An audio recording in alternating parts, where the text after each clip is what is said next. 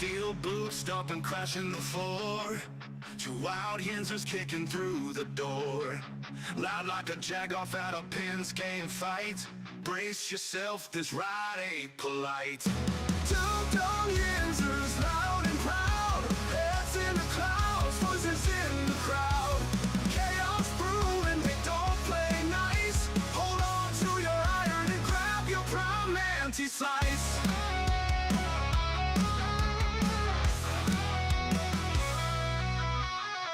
Tales from the burg with a hint of mayhem.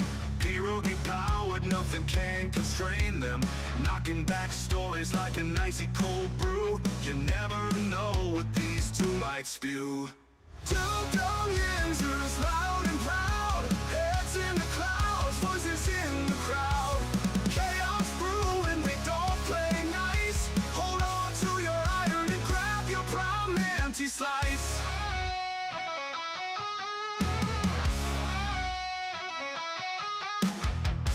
From the burg with a hint of mayhem. Pierogi powered, nothing can constrain them. Knocking back stories like an icy cold brew. You never know what these two might spew. Two Dum Yinzers, loud and proud. Heads in the clouds, voices in the crowd. Chaos brewing, they don't play nice. Hold on to your iron and grab your prime anti-slice. Rivers collide where the laughs always flow. Black and gold thunder everywhere they go. The madcap kings breaking every mold. With two Dum Yinzers, the stories don't get old. Two Dum Yinzers, loud and proud.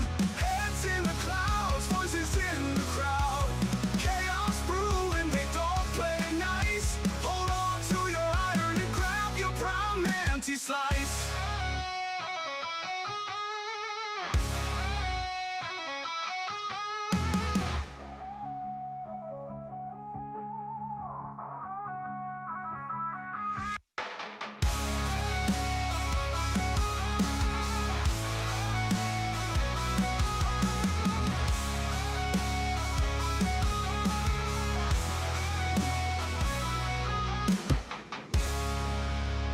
What it do, everybody? Welcome back to the show. That's right, everybody. Welcome back to the Two Dum Yinzers. This is right here. This is episode 879. We're only 121 episodes away from the big 1,000. That is very exciting here at the Two Dum Yinzers. Something we're looking forward to. But you know what? In the meantime, we have a lot of things to deal with, guys. Well, put it to you this way. The playoffs, we're complaining, we're crying. We didn't make the playoffs. I got news for you. We're in the playoffs. You keep winning, you keep going. It is what it is. Playoffs start this week for the Steelers and the Ravens. You win, you go on. You lose, you go home. So, let's not get too upset. Yes, it would have been nice to get the win the other day. Yes, it would have been nice to clinch up the division. I mean, all that stuff's nice. But at the end of the day, it is what it is. We are in the playoffs right now. This is the playoffs. It starts right now. You treat it accordingly. You get a home game. You get 2 home games if you win. We are in the playoffs, guys. This, again, without being called the playoffs, it's the playoffs. You win, you move on. You lose, you go home. And again, you win this one, you get 2 home games out of the next possible 5 there is to play. 5 total possible games left to play for any NFL team. Of course, except the team that has the number 1 seed, they get the bye. But everybody else, there's 5 possible games you could play. So we are in the playoffs, guys. It's not the big, shiny, fancy names and the paint on the field at the moment, but this is the playoffs. Any way you slice it, you win, you move on, you lose, you go home. So much to get into today, guys. I'm not kidding at all. There's a lot of things here regarding things that's been going on. And but a few things before we do get started and all that. I do want to say thank you to the Atlanta Falcons for effing me again. I can't win with the Falcons in these picks. If I pick them to win, they lose. If I pick them to lose, they win. If I pick them to beat the worst team, they lose. If I pick them to, it's unbelievable. I'm just not even going to pick Atlanta. I'm not even going to pick that game this week. But we do have the results for the CBS Pick'ems. They're in. We do have a clear-cut winner. We also Also, we're just 1 week away from announcing the winner of the CBS Pick'ems, guys. It might be over, but again, we'll get into the results later on today. We'll get into all that.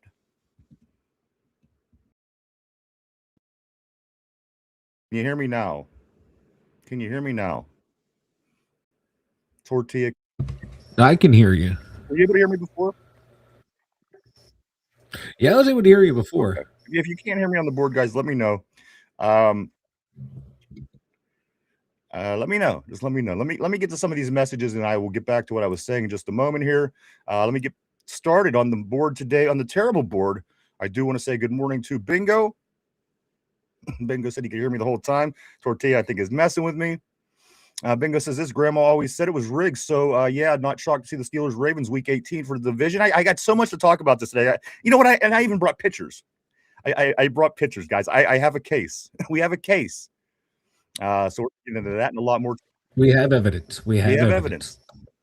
Also, we're going to get into that so much more today. Fitness Addict, what's up, brother? Always great to see the Fitness Addict on a terrible board. He says, yo, yes, games are rigged, but I don't think people are ready for the full truth. I believe it's not only the refs, but some players and coaches. I don't rule that out. Either guys who are in debt with the mob or the journeyman. I just might think that you might be right, Fitness. I'm not disagreeing with it. I'm just going to leave that right there. I'm not disagreeing. And again, we brought our case to work today. We're going to get into that, guys, and so much more. I literally have a bunch of stuff, and I think you're going to be into a lot of it. It's going to be a great show again. Today is Tuesday. This is episode 879 of the two Dum Yinzers. Welcome back. Welcome back. Tortilla says this. He says that I do want to say good morning to Fitness. I do want to say good morning to Bingo, and welcome to both you fellas. Also, Tortilla, my man, says this, and you hear all these talk radios saying it's absurd to call it rigged, like we're the dumb ones for not blindly believing everything. Come on, right, Tortilla? And if this isn't my life in a nutshell, I'm always the guy arguing the conspiracy theories, and people just continue to tell me I'm crazy. But as they unfold and keep happening, those people disappear. But, it's all good. At the end of the day, it's all good, brother. Fitness says this. They got a double dip to get that bag. Can't convince me otherwise. Just look at the NBA. The NFL is bigger and scarier. Bingo also says this. Refs can call some obscure holding call on whim, but turn a blind eye to a blatant defensive pass interference on the last play. You're not wrong. Fitness says this. All it takes is some monster to approach a MVS type and say, hey, do you want a double or triple? Absolutely. You got to be naive to think that things like this don't happen. I mean, you just look at our little lives. There's a group of guys at work that they all run with the manager. Yeah, you don't tell me little things don't happen behind the scenes that benefit the people that are friends with the manager. Come on, it's life. Fitness says this. I'm sorry. Also, right here, Fitness says, I meant mobster, but monster works too. Hey, Lindsay, always great to see Lindsay on the terrible board. I hope you're doing well on this Tuesday. Lindsay, great to see you as always. Bingo, could hear me the whole time. Thank you, Bingo. You the man. Miss Pittsburgh, thank you for showing up. Thank you for being here as well. Awesome seeing you on the board as always. She says, good afternoon. Here we go. And Tortilla. No, you're good, brother. It's all good in the hood, G. We got a lot to get into, guys. Let me just kind of start from where I started. Don't get upset. We didn't miss the playoffs. You were in the playoffs, guys. Treat this game as a playoff game. You're having your playoff party. If you're upset, you're not able to have your playoff party. Have it. It's the playoffs. You win, you go on. You lose, you go home. No different. The only thing that's different is this week doesn't have a fancy name. That's all. Pittsburgh Steelers in the playoffs as we speak. Again, 5 potential games left for the Steelers. How far can they get is what the question is, guys. Fearless Steel, what's up, brother? He says this. What up, Watt fans? Teflon Don sucks. Bingo says this. I mean, they call it entertainment now. Of course, it's scripted or at least influenced to a desired outcome. WWE football. Bingo, you're not far off from at least where I'm at today. I got a bunch of things here. And again, just let me get through a few things. We will get to that here so soon because it is the hot topic around the NFL. Let me start right here. Again, the Atlanta Falcons, they upset the Rams last night, 27-24. Mike Tomlin's press conference is also today. It's starting any moment now. maybe even started already. Mike will continue to put any interesting or any important news, injury reports, anything across the bottom of the screen today as the Mike Tomlin press conference does go forth. Yeah, congratulations, Tater. You know what? I got the terrible Tater. I think that's what we're going to call him today. The terrible Tater. Welcome back, terrible Tater. He says Victory Tuesday. He says Pinko says congratulations, Tater. He says now shut the fuck up. The terrible Tater is back. Welcome back, terrible Tater. What else we got here, guys? The referee crew, which we're going to get into the referee crews today. But the referee crew we have coming up is the Sean Smith referee crew. Sean Smith, we haven't, as far as I see, and I could be wrong, we haven't had the Sean Smith referee crew since 2023. If I'm wrong, please correct me. However, I'm going to use that in a perfect segue into what we're going to say next. Let's talk about this John Hussey crew. And again, listen, I want to lay this out for you, okay? I want to paint the picture before I do get started. I'm not going to sit here and cry and blame these calls on why the Steelers lost. They didn't play a good football game. But I do see a issue going around the league, which I'm going to address using things that happened in this particular Steeler game. So as we're looking at this, I'm not crying. I moved on. As I said at the top of the show, we're in the playoffs, guys. When you go on, it's no different. It's just an extra round of the playoffs. You're getting what you wanted. So again, you win, you move on. 2 home games in a row to start the playoffs. Not bad, considering the 5th is in San Francisco, no matter who you play for. So guys, you look at it this way, it's not the worst thing in the world. We would have to win regardless if we played this week and it was the postseason. So here we are. It's a good primer to get ready for the playoffs, in my opinion. But this officiating crew. So now that being said, I do want to talk about a few things. Again, this is no way an attempt to excuse the Steelers' loss. None. I'm just making that known. With that being said, John Hussey's crew on Thanksgiving wouldn't stop throwing defensive pass interference penalties, flags. This game was against the Chiefs and the Cowboys, and John Hussey's crew threw them like there was no tomorrow. This is the crew that refereed the Steelers last week. Okay. You couldn't get that referee crew to stop throwing flags in that football game. So now this referee crew is known for having this reputation of throwing a lot of pass interference flags. So let's get into it, Mike. I have a package set aside here. I'm going to put up the first picture on the screen. This is going to be the picture of the pass interference in the end zone that wasn't called. And for anybody that disagrees with me, just hold on. I'm going to show you in real proof time and real pictures and real evidence. And again, this is no way to negate or make an excuse that we lost. This is just what's going on in the NFL right now. And again, all I have is Pittsburgh Steeler pictures to show. But let's take a look, guys, on the screen right to my left here. What you see, I see 3 things. I see 4 things wrong with this already. Take a look at the picture. Take a moment. Not me. Listen, I'm not an interesting picture, but there we go. This picture right here, right off the top, I see 4 things. 4 things wrong with this picture. One, I'm going to start with the obvious. The referee couldn't be in any better position to call this play. You couldn't be in a better spot. Notice at the bottom of the screen, there he is. He's circled at the bottom. Number 2, what I see wrong with this picture. And if you would see the video, it would explain it to where you couldn't deny what I'm saying. But again, well, if that's great defending, then you really have Cleveland issue problems.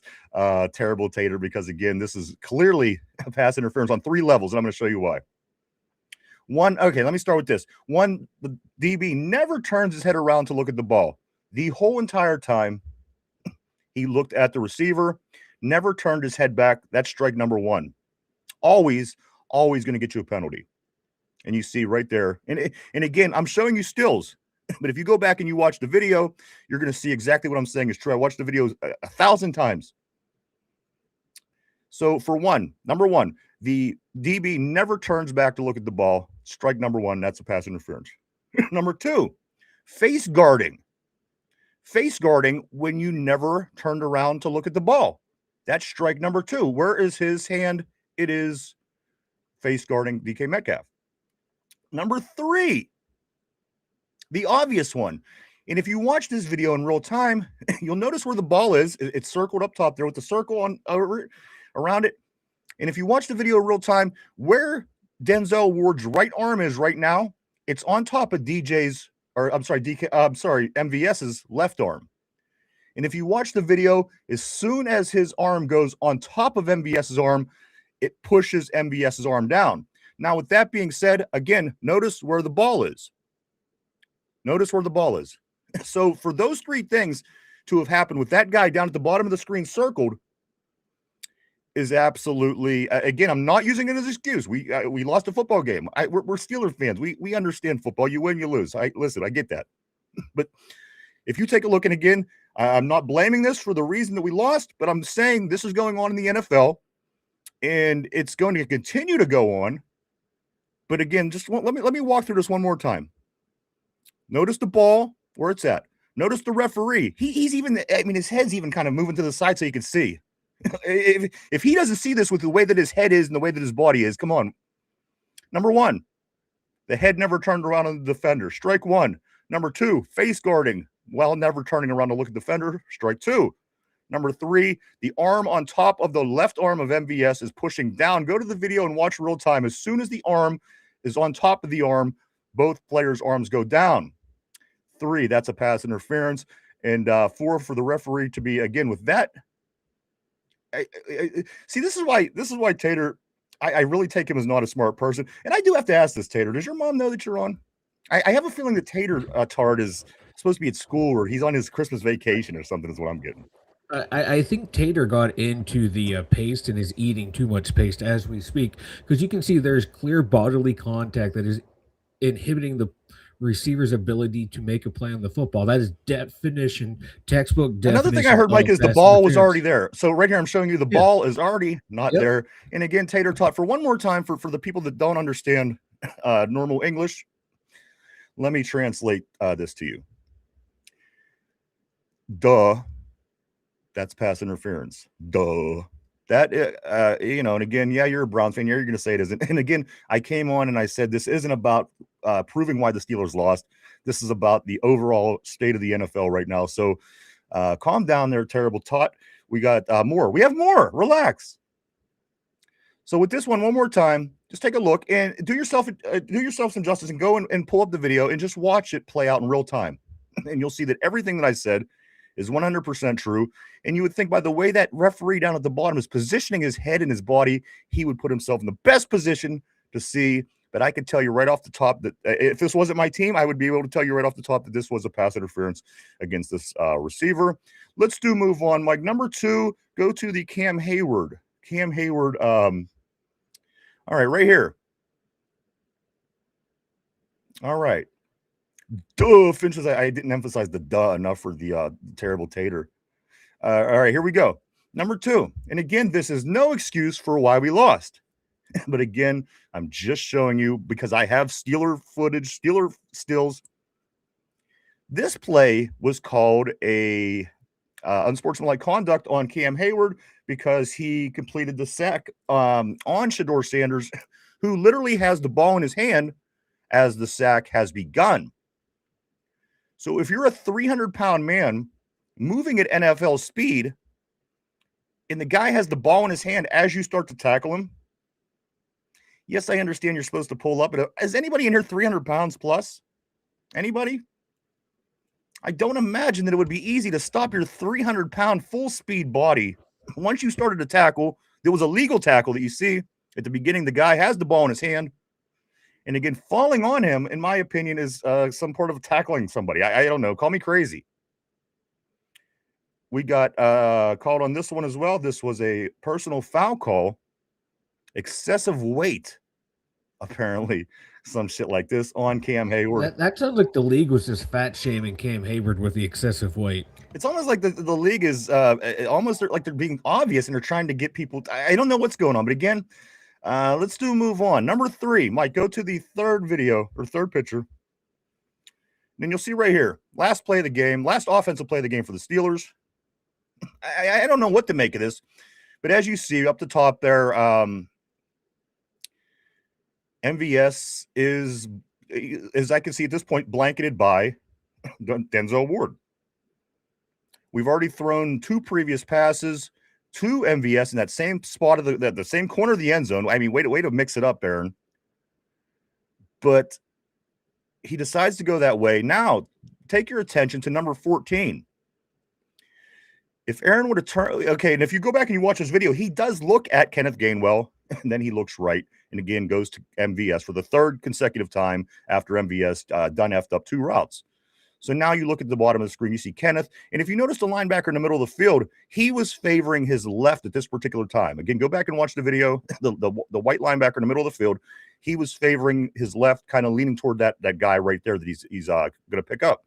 Now, Kenneth Gainwell has been talking about Teflon. Aaron could have won this football game right here by throwing it to his first, the person he throws it to most out of everybody on this team, as we've learned over the season. Nobody's caught more than Kenneth Gainwell, but yet he still goes to Stone Hands up in the right corner one more time. Again, I don't know, but this kind of goes back to what Bingo was saying. It might be more than what you know or what you think. It might be more than league. It might be, you don't know. We don't know. So I brought those 3 with me today. Again, the first one was the interference call. Second one was Cam. Third one was this. Any way you slice it, guys, something is off. Something is off. But anyway you look at it, the playoffs have begun for the Pittsburgh Steelers. Don't get upset. We didn't make it. We are in. You win, you keep going. It's the same exact concept, guys. Same exact against the stud for sure. See, even Tater Tard can make sense of some things. He says 3, right? We don't know what the hell he was doing either, because he generally don't do that, is what we're saying. Terrible taught.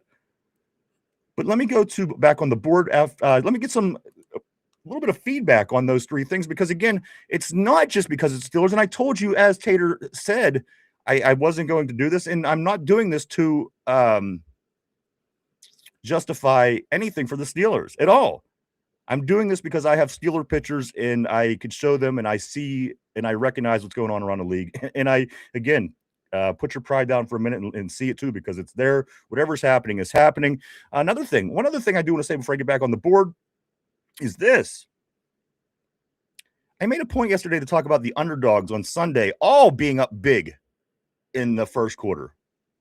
The Colts were up big on Jacksonville. I think it was 10-0, 13-0. The Titans, even though the Saints ain't nothing great, they are a better team. They've been winning football games. And again, the Titans are the Titans. The Titans were up pretty big early. And finally, in the Seahawks and Panthers game, I think the Seahawks are clearly a better team. The Panthers were up big in that football game, and all 3 favorites managed to come back and win. Okay, it happens. Coincidence, for sure. I'm not even arguing this that much.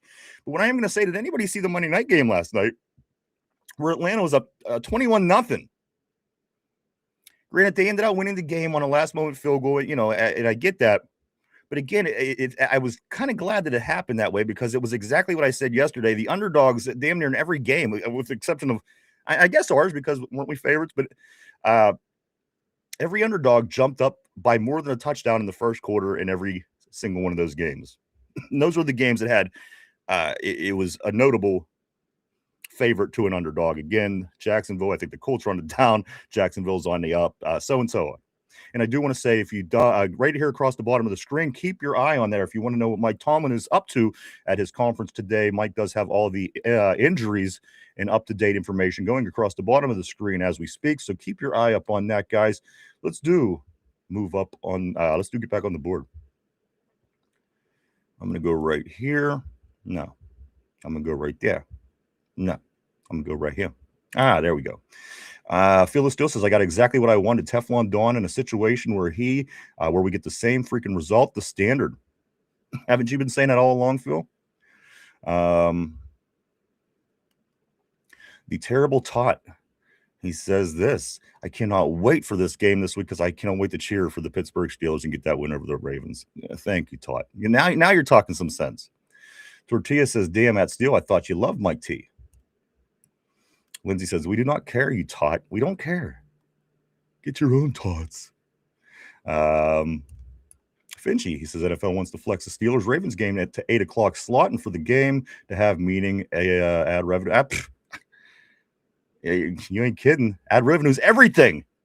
If you know anything about broadcasting, this is a big move for the NFL, for everybody. Vinci says that's why the ref missed that call. Tater Tot says he wants a nice picture of Ben Roethlisberger for his screensaver. We could do that for you, buddy. Just hang tight. Tortilla says, haha, glorious fourth win of your season. Is that even, did they even have 4? Did they hit 4? I can't believe the Browns even reached 4, to be honest with you. Finchy says, after the game, my first thoughts was Steeler fan Phil the Steel is going to be so happy that his team. Yeah, you did. I think you even texted that to me. Let's see. Daryl Cray, I do want to say welcome to the Terrible Board. Welcome, Daryl Cray. Always glad to see new faces, names. He says, great assessment. Let's fucking go Steelers. Let's ride, baby. Let's radio. I'm down. We're here for it, Daryl. We're here for the long haul, man. Whatever the case may be, we are here. Tortilla says, at Finch, literally some fans would rather be right and talk shit than win. Absolutely. Finchy says, right, right your Tortilla also, what up, gang? Mark Malone, what's up, brother? It was great seeing the great Mark Malone on the Terrible Board. He says this, we're going to need help from above next week. Cope, help us. See what we might be able to do. We might be able to do something about that. Phil the Steel says Teflon Dawn sucks. Fitchy says I used to weigh well over 300 pounds, and I can say with extreme confidence that it is, in fact, hard to stop your progress. And I can promise you never moved as fast and hard as Cam Hayward. You know what I mean? Come on. In the moment of action, again, the quarterback has the ball in his hand as you start to sack him. I think all ends are it's all off the table at that point. Tortilla, we know still nothing has suggested you've changed your mind. Fitness says this. Also, people want to say that the Browns had more penalties, and that's great and all, but I've always said it's not how many. It's when they're caught. You're right. That's where the differences are being made. It's not all the penalties. It's not. There's more penalties. It's timely penalties. It's the penalties that are called exactly in those situations to F up either momentum or change the course of a game. And again, these are things that I've never seen this consistently in the NFL in my life. Have they happened? Yes. Over time? Yes, many a times. But again, for it to consistently be happening game in, game out, any fan of any team can probably pull out some pictures and videos to show you. And again, I'm sticking up for them too. 31 other teams, guys. You know, we're not the only ones getting screwed. We're all getting screwed. If you can't see that, I don't know what's wrong with you. Bingo. We should have been up 14 at the end, but terrible play. Played terrible all day. Sorry, but still gonna call out to be absolutely, man. You got to call it out. Tortilla says, Tater's starting to sound like Tyrone. Oh, don't do that to Tyrone, man. But we got a lot of things to get into today, guys. Again, I'm not gonna go on and on about the refereeing. I think that it's a league-wide problem, and I don't find justice in sitting here talking about it all day on the show. We got a lot of Steelers to talk about. We're in the playoffs. Stop saying we're trying to get into the playoffs. We're in the playoffs. You win, you move on. You lose, you go home. It's at home. 2 home games to start the playoffs, guys. This is almost as good as what we wanted a couple days ago. We just got to do a little bit more work. But you know what? Have we been that great this year where we deserve any breaks? Do we deserve a bye? No. Has there been anything this year that's going to show you that says that we don't? We're in a battle in the AFC North. Yes, we blew it. Yes, the table was tilted. Yes, we were 4-1 when the Ravens were 1-5. Yes, we were up 2 games with 3 games left. All those things are true. And you know what? We're not denying it. But one thing that we do know is this is the playoffs this week, guys. It doesn't need to paint on the field. This is a playoff game, as Miss Pittsburgh says on the board. This is the playoffs. You don't get to rest the players that you wanted to rest. I get that. You know what? Again, do we deserve that? Do we deserve extra time? No, we don't. If anything, we're the team that don't.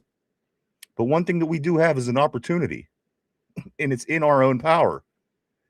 And if we beat the team that we beat 9 out of the last 11 times we played them, we go on to get another home playoff game.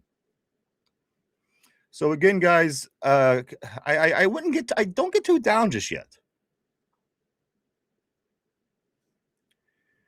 Finchy says this. He says Steelers deserve only what they exactly.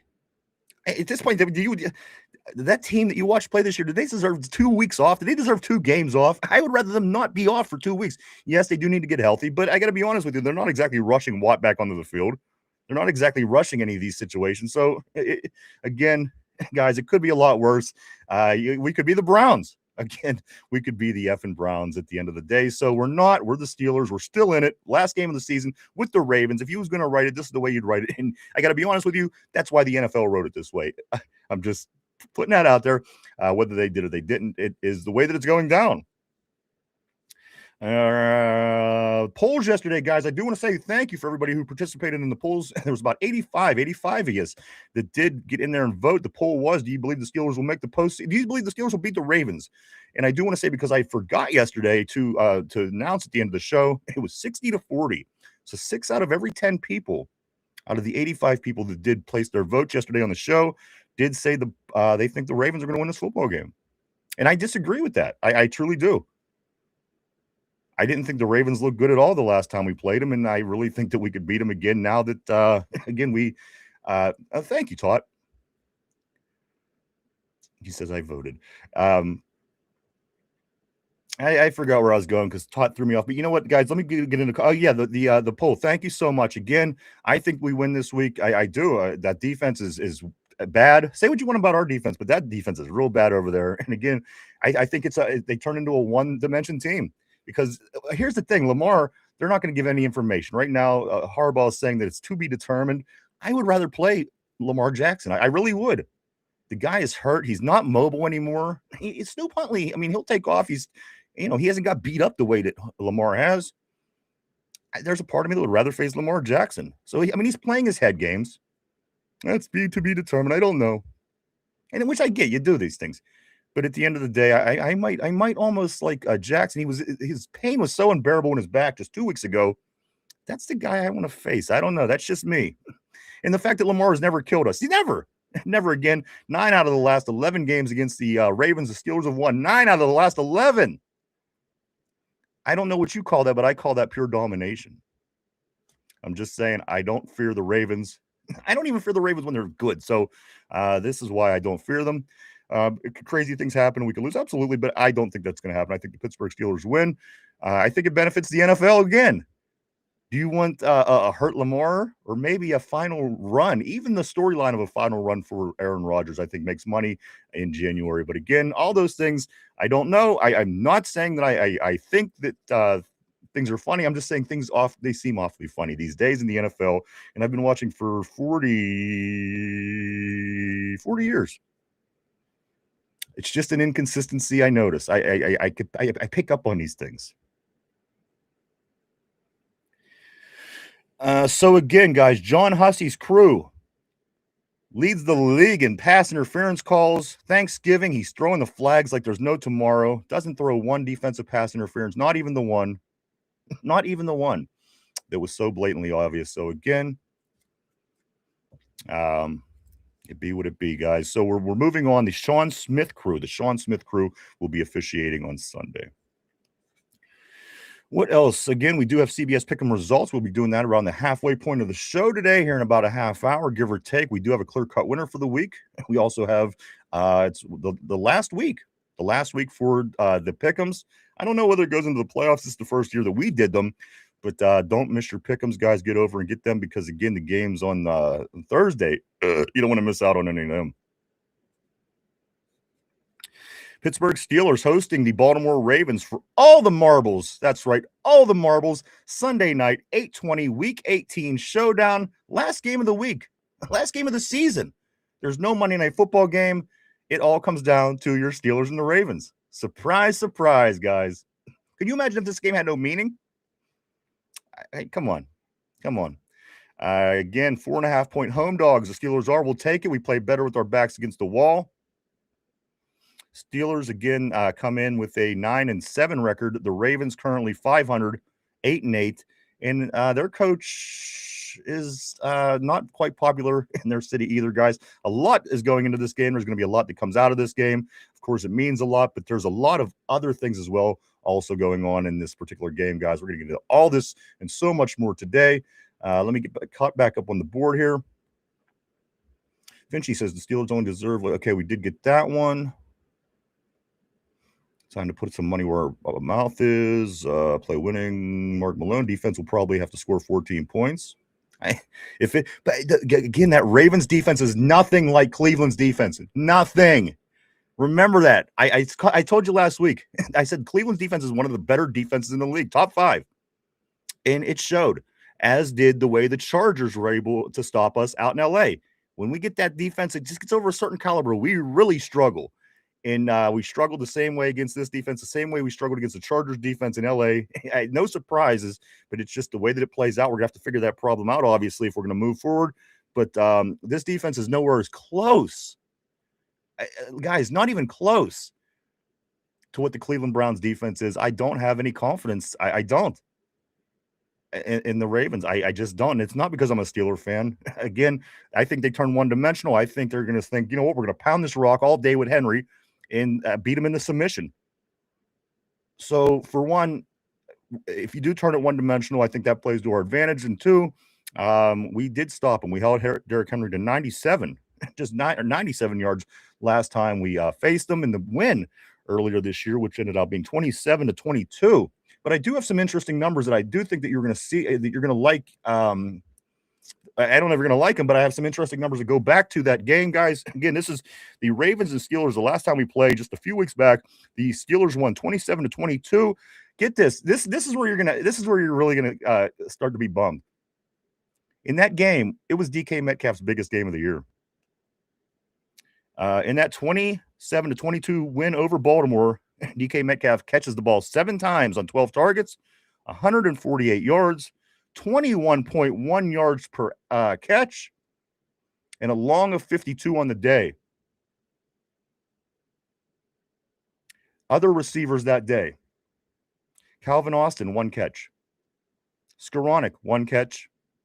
Thielen, in his first game, 1 catch. MVS, no catches on 1 target. So this is going to be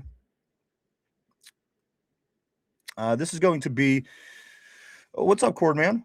Or wait a second, how it go? Let me get you 1 second. Let me get to this point though, guys. So again, our receivers on the last Raven game. Again, we won this game 27-22. Calvin Austin, Skoranek, Thielen, all 1 catch on the day. MVS 0 for 1. He was targeted 1 time. And again, Metcalf, the biggest game of his year, was against the Ravens. Again, that Ravens defense is not good. Keep that in mind. Now, DK Metcalf, 7 catches, 148, 21 yards per catch, 52-yard long on 12 targets. Now, well, you know what? We can run the ball, right? Let's see what the running backs did in that 27-22 win over Baltimore. Kenneth Gainwell, 15 yards on the day running.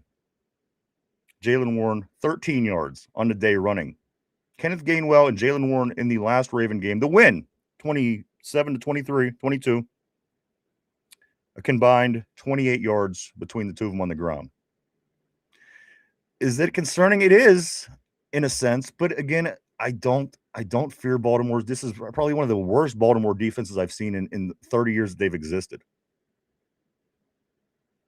But again, I just think that those are important pieces of information to know. It was a great day for DK. Nobody else seemed to have a great day. And who is the one guy that's not going to be available this week? Again, guys, that saga continues. But the one thing that I do know about DK is this. The Steelers, they decided to not. Let me find where I have it in my notes here. The Steelers decided not to take away his guaranteed money, which I don't know if I like that idea. Isn't this team usually accused of just not holding people accountable? Isn't this team usually accused of what does it benefit to not take action on one of your players that punched at somebody and grabbed somebody? I mean, those are both those are both assault, any way you slice it. But they decided they're not going to void his guarantee, which I don't say take $75 million from the guy. That's crazy. But again, I don't think that you slap the guy on the wrist at the end of the day. Yes, we need him. Yes, he's important. But at the end of the day as well, what's this tell everybody and anybody that comes to this team? Again, this is something we've been accusing this team of for a while. We got George Pickens because of his problems, but yet we're not going to, as a team, punish somebody that grabbed and punched at somebody, a fan. I want him back. He'll be back by 2 weeks from now, but by next weekend. But at the end of the day, is it really smart on the part of Pittsburgh, the Steelers, to let that go scot-free? I don't think it is. I'm just saying, if you want this team to start tightening up and a tighter ship to be ran, you might want to handle things like that a little bit better. It's not good for PR. It's not good for, I wouldn't imagine, for a lot of things. But the team voiding in giving DK his guaranteed money that he was about to lose and not doing anything at all, basically. From what I understand, I haven't seen any action they've taken yet. But not only did he punch out a guy and grab a guy, he is costing us football, in the game. So again, why do you keep rewarding? Why do you keep rewarding somebody again after something like this happens? He grabbed, punched a guy. Let me tell you, anybody on this board, anybody at home, anybody listening, go out today, grab somebody, don't hit him, but punch at him. Let's see if anybody slaps you on the wrist. Let's see if that happens. Let's see if there's anybody say, well, you know what? Let's not charge him. Let's again, something. This organization, I think, is a big. It would have been a big crossing. What's the word I'm looking for? I just think that it should have been done by the Steelers. There should have at least been some kind of something more. Again, giving the guy the $75 million, and again, this was at stake, and this was up for grabs. They're giving it to him, no punishment. But again, I think the Steelers need to tighten that ship up. Those kind of things, which it has nothing to do with the coach. So don't jump on me. It's this is the team. But something, to not do anything. I think that's crazy. And again, I think that sets an example that I think that this team has been being accused of for quite some time, and maybe, just maybe, treating it different might have changed that, but we don't know. Guys, let's get into it. Huh? What else? AI. Go ask AI who won the Steelers-Ravens game this Sunday. I'm not saying that has anything to do with being rigged or scripted. I'm just saying, ask AI who won the Steelers-Ravens game this coming Sunday. It gives you an answer.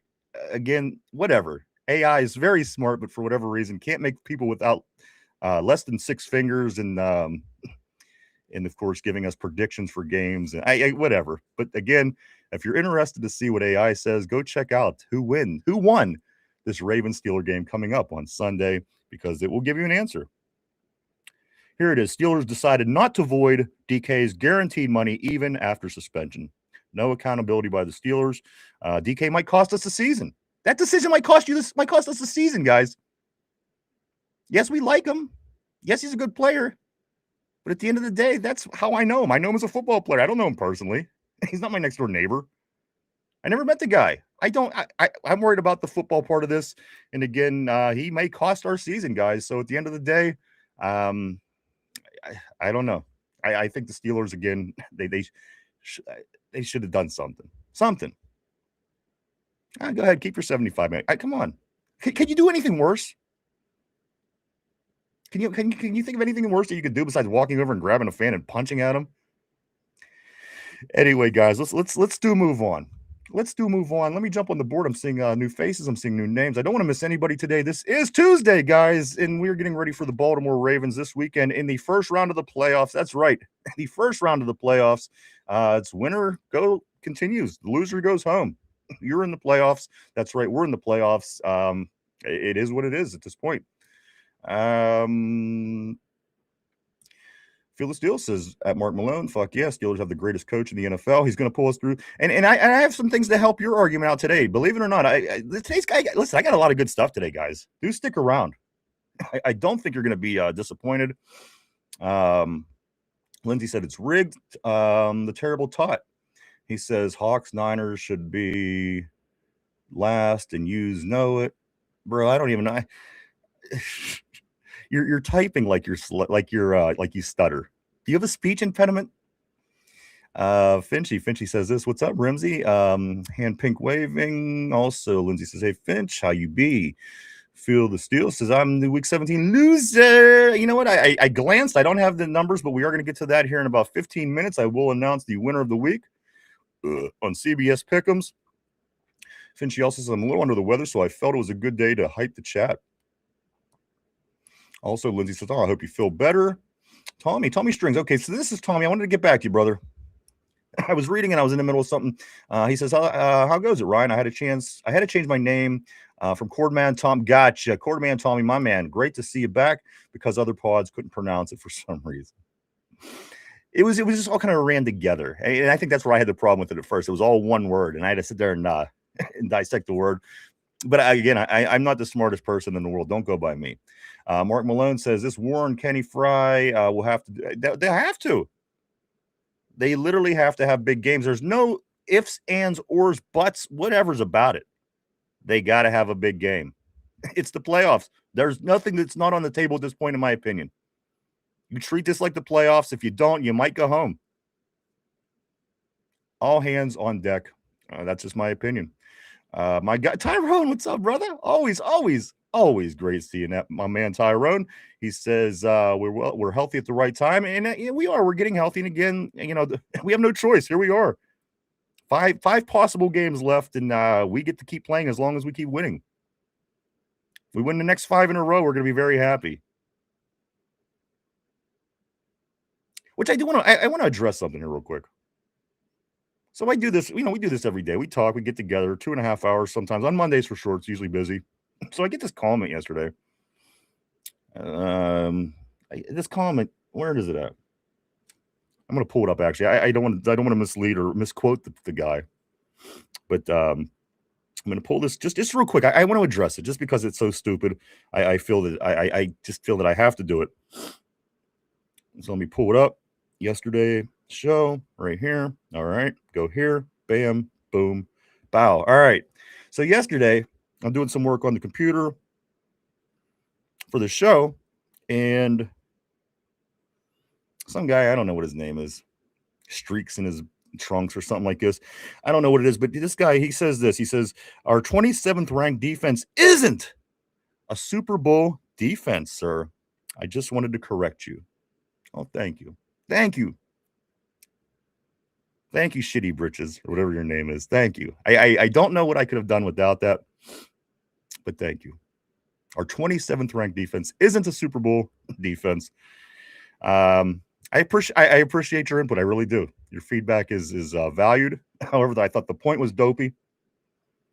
And if anybody's watched football at all in their life, they would know that that is correct. But I did take the liberty of looking up a few things to address Shitty Britches in his comment.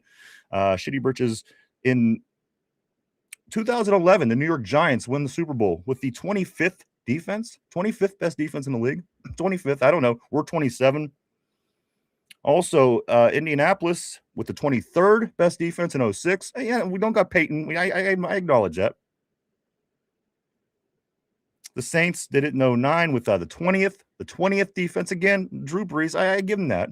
But finally, the Giants with the almost 20th best defense in the league stopped the 18-0 New England Patriots back in 07 as they were trying to get the first 19-0 season ever. So again, I just got to. I thank you for your feedback. Again, City Britches, I don't not appreciate you, but I want to say as well, it was kind of a dopey comment, but I thank you. I thank you.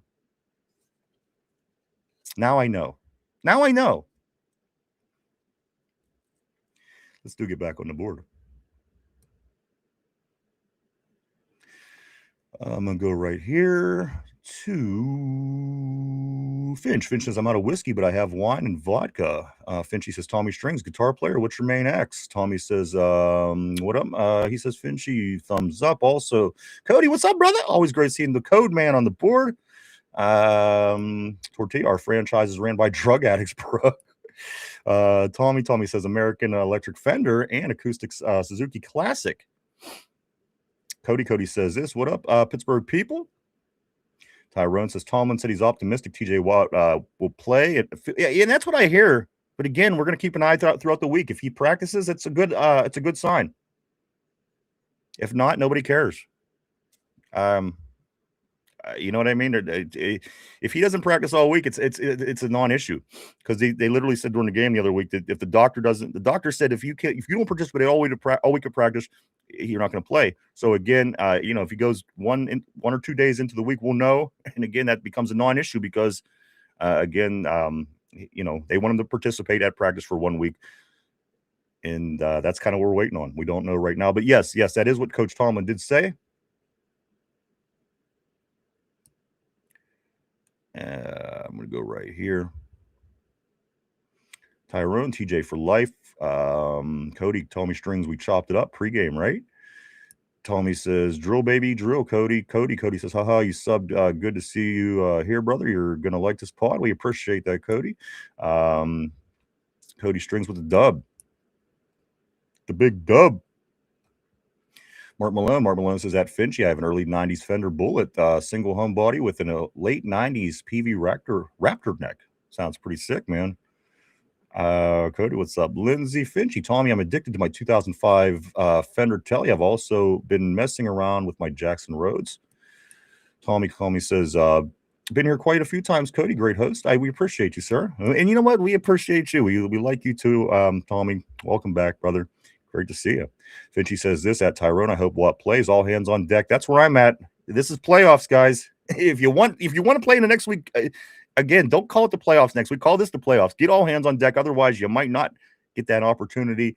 Get it in the guy's head. Get it in their head early. Again, I'm not sitting around hoping on this guy getting healthy. I'm not, whatever. You got to get all hands on deck and get ready for this football game. Again, as I say every week, this is the biggest game of the week. The year. This is the biggest game of the year for the Steelers. And it's a totally winnable game, in my opinion.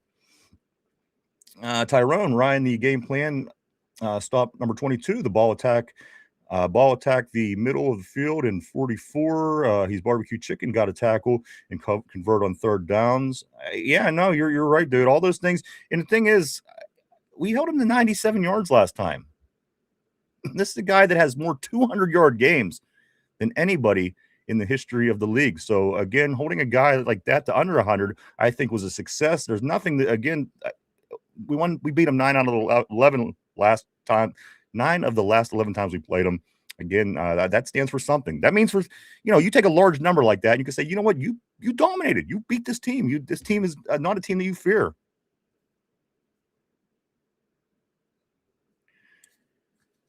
We go right here. Well, right there. Right here. Finchy says at Mark Malone, that sounds sick, but it sounds smooth like butter. Mark Malone says how to route out the body a little bit to get a perfect 25.5-inch scale and with string saddles. Cody, Mike Tomlin is annoying at this point. He is, and you know what? We're going to get to him in just a second. Tortilla says this. Tortilla says we got no receivers who can match up with 40. That's a problem. You're right. Again, the advantage that we had last time, according to the numbers, was DK Metcalf. His best game of the season was a Steeler. Again, 7 catches, 148 yards, 21 yards per catch, a 52-yard long, and 12 targets. And again, in our the other receivers in that game, Calvin Austin, 1 catch. Sco, 1 catch. Thielen, 1 catch. MVS, no catches on 1 target. And running backs in that particular game, Kenneth Gainwell, 15 yards. Jalen Warren, 13 yards. So, again, this could be huge with this DK situation. That's all the more reason I'm pissed off that they just slapped him on the wrist and, yeah, go ahead, take your guaranteed money. It's not in there for any reason. That's why them things are put in the contracts, for these reasons, right? So again, you want people to take you serious. You gotta play the game serious. I don't know. You got to. Let me trace this back, and we're going to get these results for the CBS pick'ems here in just a minute. What did I say all last year? What did I say all year before? And this isn't me tooting my boat. This isn't me slapping myself on the back. This is me saying how effing stupid is what's going on. Because what did I say all off season? I said, what happens when DK Metcalf gets hurt and he's no longer available to your football team? What happens if DK gets hurt and he's no longer available? And everybody said, oh, Ryan, don't say that. Don't even say that. Don't. But the reason I said it is because shit happens, man. And he didn't get hurt. He did this on his own. And we're in a situation with a bunch of receivers that all had 1 catch the last time we played these guys. Trust Arthur Smith's offense. We have all these tight ends. We got Jonnu Smith, is what I was told. I got to be honest with you. I'm ready to put my foot right on his ass and get him the hell out of town. Definitely not what I was expecting from Jonnu. But again, I was told Arthur Smith's offense. Arthur Smith's offense. Stop it. DK, only receiver, doesn't matter. 2 seasons not having a wide receiver 2, doesn't matter. Arthur Smith had a great year in Tennessee once. What a joke. And for anybody even listening to that logic is stupid. Well, a lot of teams don't have wide receivers. Okay, but you know what? We need it. We're not that good of a team, okay? We need targets. We need people with playmakers. Maybe some teams can get away with it. Maybe the Chiefs can get away with it. But not this Pittsburgh Steelers team, guys. Again, this is becoming a bigger issue than I was hoping it would be. When things were when it was tilted in our favor, I didn't, okay, DK's situation, let it go under the bridge. We'll get him back in the playoffs and we'll have some fun in January. But here we are, because of the situation, we might not even be playing in January, second week of January at least. But again, guys, yes, the playoffs start this week for the Steelers. 8:20 Sunday night, last game of the season. There's no games that are even played after this, guys. They didn't want this game. They didn't want this to be a clash for the AFC North. You're out of your mind. With Vegas in bed with the NFL now, and come on. Let me grab a couple messages, and we are going to get into these the results from the CBS Pick'ems of the week, guys. A lot of people did well. Some people did not so well, but we're going to get into it all as there's just 1 week left in this regular season, guys. Let's get back on the terrible board right here. Tortilla says we got no wide receiver. Oh, you're right, Cody. Cody says the Finchnator. What up, you pimp? What up, you big old pimp? Mark Maloney says that Finchy 12 it's perfectly in being a fixed bridge. You can basically drop it on the roof and it stays in tune. I don't play guitar, but that sounds good. Little Finch, or a little harsh for Finch, is what Mark says. Offensive line is sorry. Are they though? Baltimore's or ours, Code? Because again, ours kept the leading sack leader off our quarterback all game.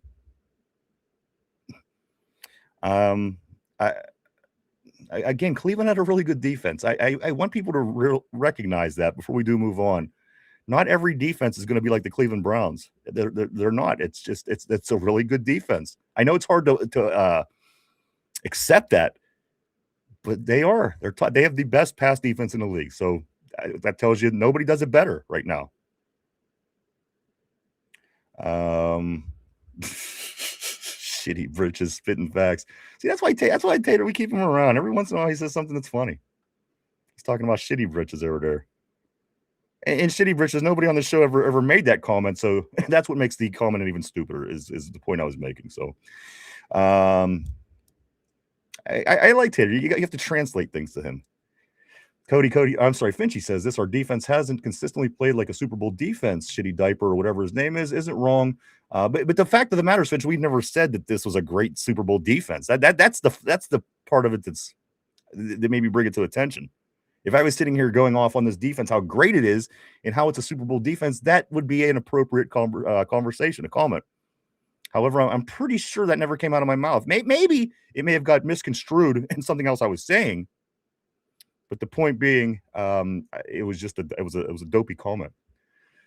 Tommy says this at Mark Malone. Yeah, don't like the floaters too much, Finchy, but the pedigree is there. The players are good and capable of great play. They can do it. They can do it all night long. Tortilla, I don't know, man. You can't uncook what is already burnt. Is that a Tomlinism? Lindsay says no one cares. They're terrible tot. Finchy says, Mike, I had that going on conversation about guitars. Oh, it's cool, dude. Yeah, no, Finch is really into guitars too, man. Have a good conversation. Cody says, I'm cool with guitar talk. Steelers bumming me out right now.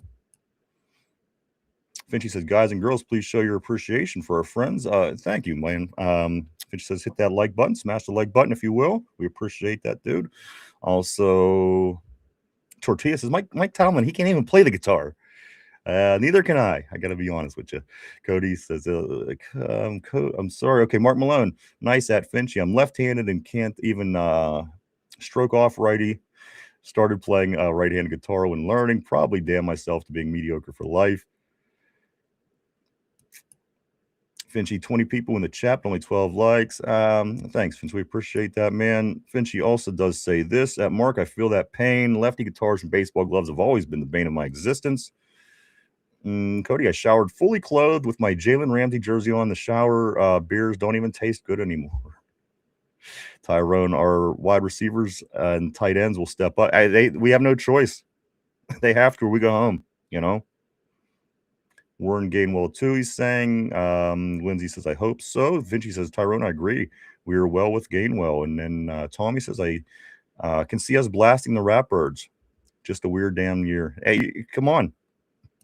And if it was just me or just a team who's getting screwed by calls, making these accusations and these speculations, but it's not. It's the whole entire league, guys. I think, and again, that's why I'm taking the approach that I am.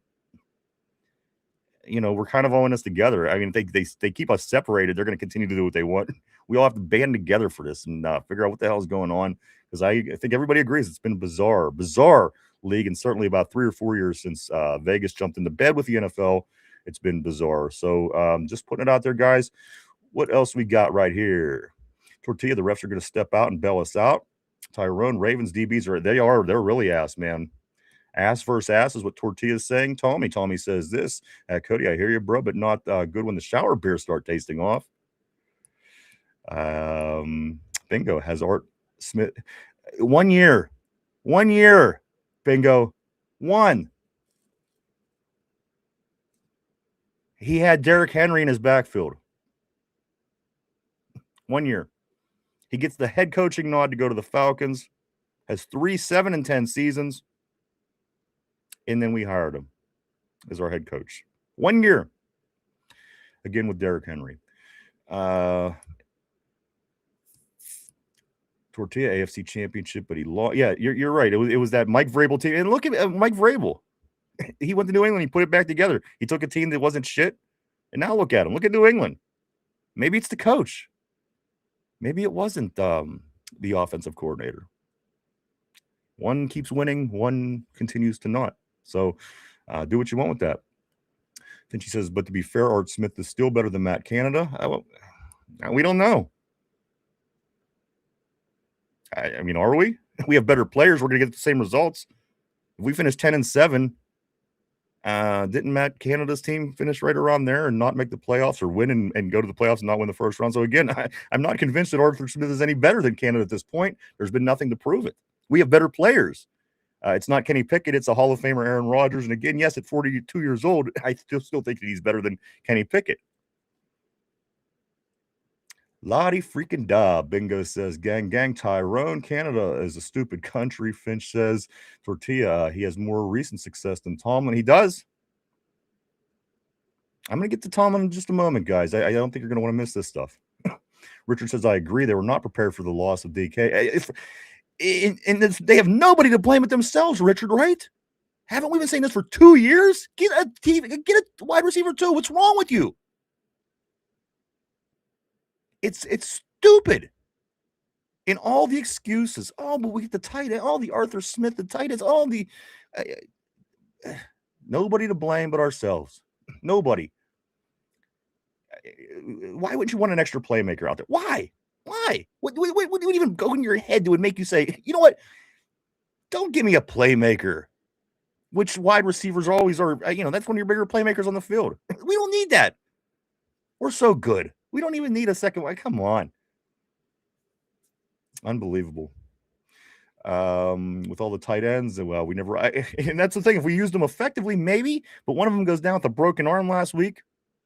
The other one, for whatever reason, doesn't get thrown to. And the one that does get thrown to has about the athletic ability is me. Has Jonnu Smith made an open field play all year? I heard he was making all kind of plays in Miami. Whatever the hell happened between then and now, I haven't seen him make an open field play all year. I haven't. John, what's up, brother? Always great seeing Big John Stud. Middle name Mud on the terrible board. My man John says this. Arthur Smith was never the right answer. He was the cheap, easy to control answer. And you know what? I have so much about this coming up on the show, guys. Don't go anywhere. I think you're going to like what's coming up. Bingo says, oh, AFC Championship, but he lost. Perfect for a Tomlin team. Keep bringing the chokers, right? Tommy String says Arthur Smith just needs a trip to the Ark. Ryan, you know what I'm talking? Big Pimpin', what up? Finch says Big Pimpin', what up? Tyrone, Pierre, Eccles, Watt, Isaac, CA3. You know what? That's all big. Absolutely, bro. I couldn't agree more.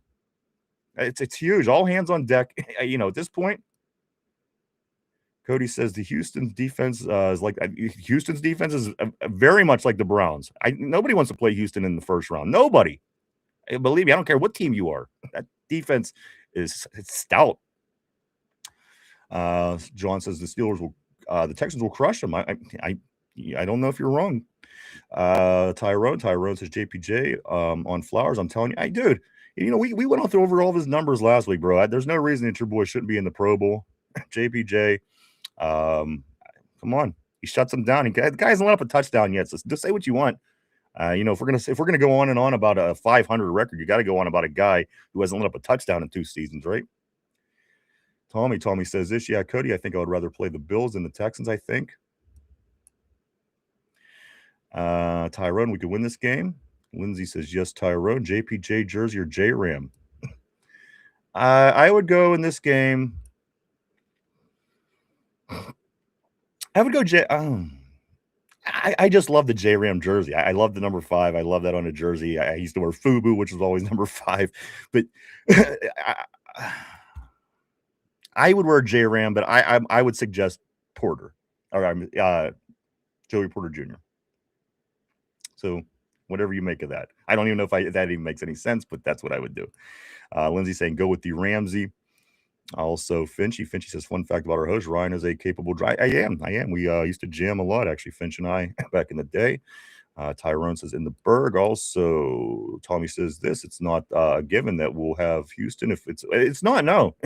That's where it's at right now. As of last week, it was the Chargers. As of the week before, it was the Bills. So it's going to come down to some things that happened this week 18.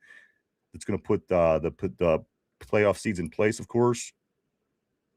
Cody says, I think Kyle Duggar thought it was halftime and was running to the locker room when that tight end caught the only touchdown of the game, and where he turned his back. I don't know if any of you guys went and watched that, but he literally turned his back while the guy was catching the ball and scoring a touchdown.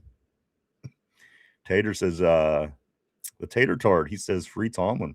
Free Tomlin to anybody. If you want him, you could have him, Tater. John says, every fan base says that now. If it was rigged, Jackson would have a ring. Maybe Jackson just isn't as good as they always said that he was. What is he? Is he never not choked at anything? I'm just saying. Tommy, yeah, that was strange. To Cody, also, Cody says Stephon digging in his jail right now. Stephon Diggs. Cody says the whole game was weirdly Tommy Strings. Steeler Freak says this. Rogers is running the playbook and calling the plays. Arthur Smith is just clipboard holder. Stephon Diggs got arrested after their game. Yeah, what went on with that? I didn't hear the whole story, so I'm not up to what went down with him. A-Rod will step up. Lindsay said both Smiths suck. Tommy says, I think you're right, Freak. Steeler Freak. Also, both Smiths are cheap. Finchy Biggs, John Stud, middle name Mud Cody. Tommy, the way you said that. Let's get caught up because I do have to get these results out from the CBS Pick'ems. I don't want to wait any longer. It was an interesting week. It really was. John says this: Rodgers and Steelers can't handle any team with the pass rush and DBs who can play man to man. Hey, you're right. Duggar better step the F up is what Tyrone is saying. And then also Lamar. I hope Lamar. Lindsay says, guys, let's get into looking at these results for the Pick'ems this week. A lot of people did great. I do have right in front of me the results. Tyrone, stop 22. That's the answer. That's the answer. That's all they have. Believe me, Baltimore is not a good football team. Let me get into these results right here. All right, guys, for the Pick'ems for the week, I do want to say congratulations to this week's winner. And I don't see him in the house this morning. I'm not saying he's not there, but I'm just saying, guys, the winner this week with 12 games predicted correctly out of 16. Jamal. You might know him if you don't know Jamal. He's Black Magic 7777 right here on the board most of the time. I do want to say congratulations. Jamal did get the win this week on the CBS Pick'ems. Guys, he did. He played Cody, and he did get the win. He got 12 out of 16. Number two in this particular battle. RB, number 2 with 11. Richard and Yinzer Joe both coming in with 10 this week, 10 games correct. Cody, Tyrone, Somber, all with nine games picked correctly. Vegas, myself, Derpy, all with 8 games picked correctly. Finch, Mike, Miss Pittsburgh, all with 7 correct. Field of Steel, 6 on the day, and he is the biggest loser. He didn't make the announcement, though. Tyrone getting a laugh out of that. Field of Steel is the biggest loser of the day. Jamal, the biggest winner of the day, guys. Great job to everybody this week. One more week left. Don't forget to get them picks in. Again, the games start Thursday. Again, this is a shortened week. We'll be doing picks tomorrow on New Year's Eve, guys, as we won't be here the day of New Year's, but we'll be back Friday to get ready for the Ravens game. No two ways about that. For the season, this is what the results look like as the standings will look like as we speak, guys. RB with a pretty nice 5-game lead. 5. He's got 5-point advantage over Vegas. RB set 173 on the year. He has 173 games correct. Vegas 168 games, so 5. He's back 5. That's going to be tough to overcome in 1 week. Me and Richard tied with 161 in third place for the season. Derpy and Finch tied in fourth place with 159, both of those guys. Cody next with 157. Vanilla got 156. Corey Beavers got 152. Field of Steel made his way. Phil started a little late, but I got to be honest with you. Is there no game, Tyrone? Gotcha. I'll pull them up later. Because I know there's no Monday night either. I thought that there would be a Thursday, but that'd be my fault if I'm wrong. Also, Phil still did get in late on this, and he hung with that first crop of players because again he gets in late, but still he hung in the whole time, and he is 149. And then everybody that came in later, guys, I just wanted to explain this because it seems like they're really far behind. However, these are partial. They didn't make it for the whole season on their picks. So Tyrone got an 85. You lead the partial crew, Ty. Yinzer Joe with 81. Jamal 77. Somber with 74. Miss Pittsburgh with 51. And Armac with 14. So, guys, great job on the year so far. One more week. Let's get our picks in. Let's see how this last week finishes. But as I said, it's going to be hard to catch RB at this point, rocking a strong 173 going into the last week. And again, Vegas 168, a great season. I had RB not done so strong. I think Vegas season's very impressive. So Cody says, good thing Jamal only put his picks in twice this week. Tyrone says next year will be on. Man, I can't wait. I cannot wait. But that is the results, guys, as of right now. Again, don't forget, get your picks in for this last week of the NFL. This week 18 does kick off, guys. Yeah, I'm going to pull the schedule up real quick just so I could kind of just so I could say for sure, because I don't want to say and it's not be correct, because I'll have somebody commenting on the board in the comments later that they have to correct me as they did yesterday. Let me just pull this up real quick. I'm going to pull up the schedule for the week. All right, first game. You're right, Ty. I didn't doubt you. I just want to say I didn't doubt you. Very reliable and smart. 4:30 on Saturday is the first game. There are two games on Saturday. The Panthers at the Buccaneers, the 4:30. The 8 o'clock game is Seattle at the 49ers. And then, of course, all the rest of the games on Sunday. And the Steelers, they cap it off. They cap it off on Sunday night with a 8:20 game against the Ravens. For all the marbles, again, I think you could call this the first round of the playoffs for the Steelers. You win, you keep going. You lose, you go home. That goes for both teams. This is a playoff game. Everything about it is a playoff game. Let's see, what else can I get into here? A few things. I'm going to get back on the board just shortly. I don't want to miss anything, guys. We did get all the updated injury reports and everything that went across the bottom of the screen. Mike did put that up there as Mike Tomlin was having his conference today. A few other things that I do want to say. There was a few moves made yesterday within the organization. They were some practice squad moves. Steelers, they signed defensive tackle Kyler Baugh. This is his second stint here with Pittsburgh. They signed him back to the practice squad and release defensive back Darryl Porter Jr. From the practice squad. Also, Ukulele, his suspension is up as well, guys. Ukulele, of course, he was out a few games with the PED suspension. His suspension is up. So, again, that's more help on the D-line. And, again, Kyler Baugh, they know, we got to be able to stop the run. You got to be able to stop the run, especially in January, guys. And, again, moves were made over the past couple of days. Personnel moves for the Baltimore Ravens. We know this. We do know that it is still to be determined what is going on with their quarterback. That is what the report is as of we speak about Lamar Jackson. Harbaugh says it is to be determined. There is no answer as of right now. Let me get into a few things. I have some interesting things going on right here. Pittsburgh Steelers, first place, 16 out of 17 weeks. The Steelers 16 out of 17 weeks in first place. With a loss on Sunday, that team goes home. That's not a weird year to you?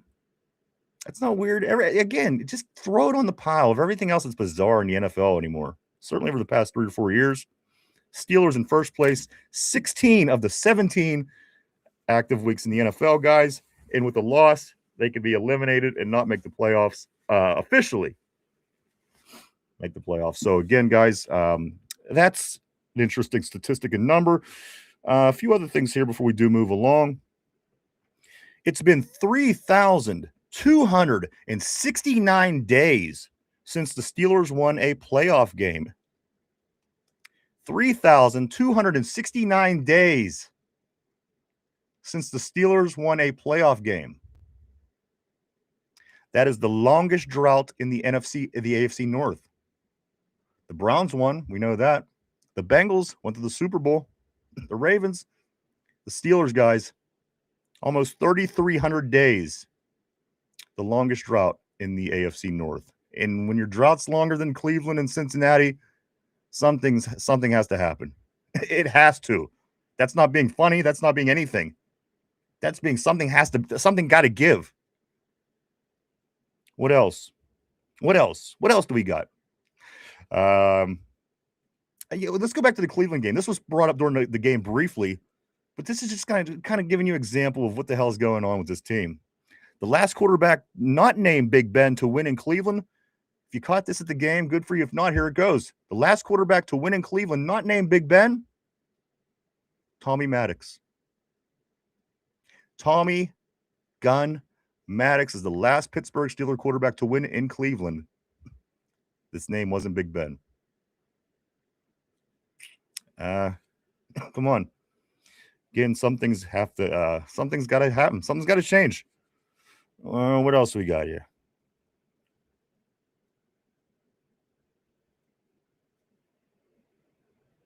I mean, I want to give credit where credit is due as well on one thing. I didn't say yesterday how well Cam Hayward was playing. Hayward was playing his ass off. Did anybody see him the other day? Usually I'm one of these guys that says Cam doesn't really give it all, and he kind of falls on the pile a lot of time and gets some of these tackles. Cam Hayward was playing out of his effing mind. Did anybody notice how hard he was playing? I seen Cam Hayward chasing guys 20 or 25 yards down the field and making the tackle. So I do want to give Cam credit where credit is due, because I will certainly I'll say when I think that he's not, and I think that he is, and I am going to give him that credit, of course. I do think that Cam Hayward played his ass off, and if he continues to play that way, it's only going to be helpful for us, because he was sticking people. He really was. I forget who. I think it was the Sanders, the running back. He ran right into Cam, and the guy just dropped. Like, Cam was like a brick freaking wall. This guy just. So again, when Cam is good Cam is good Cam. But when he's bad Cam, he's bad Cam. What's up, Vegas? Always great to see Vegas on the terrible board. Welcome, my man. I just did give the results, Vegas. I don't recall what yours was, but Jamal did get the win on the week. And Phil was the biggest loser. So I just wanted to update you on that. But great seeing you, as always, Vegas, on the terrible board, my man. What else we got this week? Some things. I'm gonna get into the coach one second, because I know everybody's kind of ready to dig into coach, and I have some interesting things, and I think you're gonna kind of be blown away by some of this stuff. But I want to make sure I don't miss anything else. Got the referee crews. We got into DK today. Arthur Smith. And that's another thing, guys.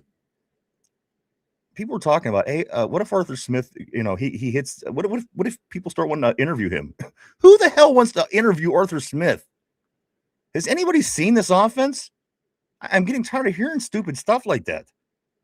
I'm sure, and there's going to be a bad team that will take him, but come on. People are knocking down the door for this offense.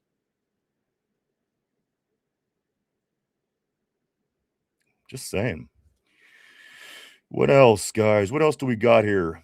The Steelers lose this game. Let me ask you this. Again, 4-1. Ravens were 1-5. Again, 2-game lead going into your last 3 games of the season. And here we are. If the Steelers lose Sunday, does A-Rod hang it up? Does A-Rod hang it up if the Steelers lose Sunday? I think if he gets himself a little bit of a ride, he gets that, he gets into the playoffs, I think there's a possibility he might come back. But I'm going to be honest with you. What do you think? You think if the Steelers lose this weekend, A-Rod comes back? Does that happen? Just kind of curious what you guys think. I don't know. And it just makes our quarterback situation even more of a question mark, because, again, going into the draft, we have Will Howard, who hasn't took a snap, so we don't know what he's looking like. And, again, 12 draft picks we got. 12 draft picks for the draft here in Pittsburgh in April. We'll take it. But, again, what do you think? A-Rod hangs it up if we lose it? What if it's A-Rod's fault? What if he throws 2 interceptions, which he hasn't throwing a lot of interceptions? So let's say they take a pick 6 to the house to win the game. When we miss the playoffs. Does A-Rod hang it up? This was said, guys, by Mike Furio. I always get his name wrong. Fioro. He says this: Aaron Rodgers prioritizes wrong receivers. He clings to relationships when it comes to receivers. Did you ever wonder about Aaron? Sometimes you might be saying, why don't you ever throw the ball to this guy? Why do you always throw it to MVS with 3 plays in a row in the same part of the field with the guy dropping the ball and running weird routes? Yes, Somber. Yes, absolutely. Furio. Right? So, I mean, that kind of makes a good point. It says Aaron Rodgers prioritizes wrong receivers. He clings to relationships. I don't know. Again, they touted Roman Wilson all off season long. Roman, Such a big part of this team. He missed last year with the injuries, but he's back. Roman. Aaron gets there all of a sudden. Roman becomes obsolete. Florio. So Florio, that's what he says. I don't think he's wrong. Just another something else I thought was interesting. Also, what else we got here? And we're going to get into coaching just one moment. I swear to you. We're going to get into some Coach T talk. I just don't want to miss anything out here. All right, I do one more. These two names here, they keep popping up, certainly since this past weekend, and Green Bay played their game, and all of a sudden, Malik Willis is the chosen one for a lot of people. Guys, what do you think about the two names that everyone keeps talking about? And again, I think it's a bigger question because we don't know. We don't know what's going to go on with Aaron. We don't know what we're going to do in the draft. We don't know a lot of things. But what about Malik Willis and Mac Jones, guys? Do either one of those names interest you? Of course, Mac Jones drafted by the Patriots, gets traded to San Fran, a backup. Alabama quarterback. I was never really a big fan of Alabama quarterbacks. What about Malik Willis? We considered him in the past. What do you guys think about them two? Again, this is a hard question because we've still never seen Will Howard play. And again, what do you do next? We don't know. So again, that's going to become a hard question as possible as early as this Sunday, which I don't think that's the case. I think we win this game. But again, that's where we're at. This is where things sit as we speak. Somber says I'd take Malik over Mac, but I'd put Howard before both. Let me just double check. All right, right here. No, I'm going to wait on that one.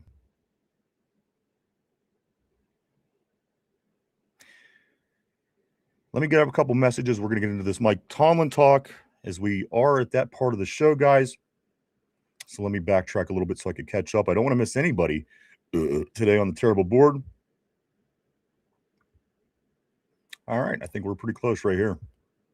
Lindsay says, next year I'm playing, so you all will lose. I can't wait. Lindsay, hop in next year for sure on the CBS Pick'ems.